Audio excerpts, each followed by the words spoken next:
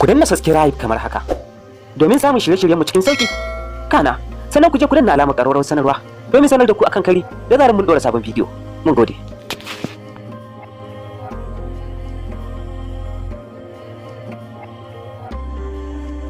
Jama'a assalamu alaikum.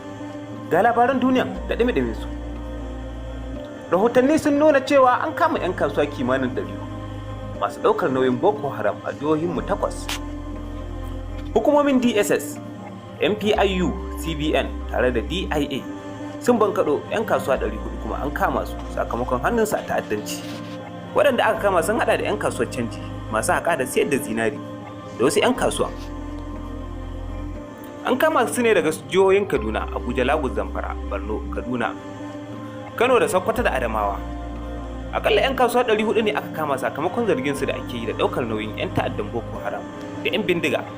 Sama da shekaru 10 an kasa samun bayanai masu inganci akan yadda mayakan ta'addancin ke samun kuɗi.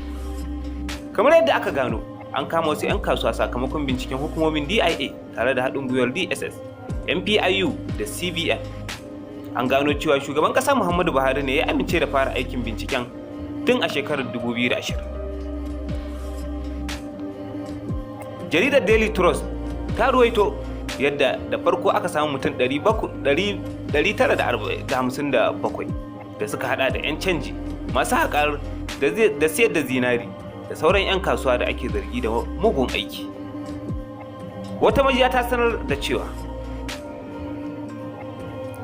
an kama mutum 400 a jerin jihohi kamar haka: Borno, Sokoto, Adamawa, Kaduna da Zamfara.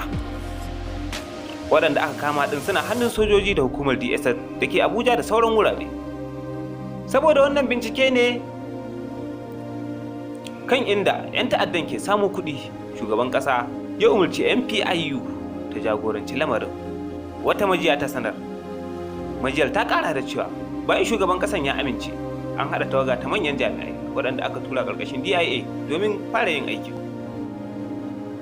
wanda kuma a halin yanzu an samu nasara. Wanda ke ɗaukar nauyin samun kuɗi da zagaya shi tsakanin 'yan Boko Haram na hannunmu. A wani labari na daban, masarautar Kano ta musanta siyar da filayen gandun sarki, waɗanda ya sa hukumar yaƙi da rashawa ta jihar Kano take tuhumar Sarki Aminu Bayar da shi.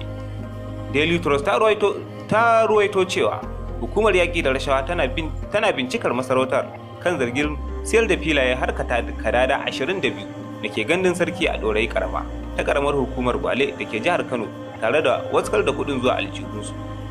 Takardun ƙarar wani wanda ya siya filin, Alhaji Yusuf Aliyu, ya shigar, ta buƙaci kotu ta dakatar da shugaban hukumar daga hana su aikin ginin da suka fara.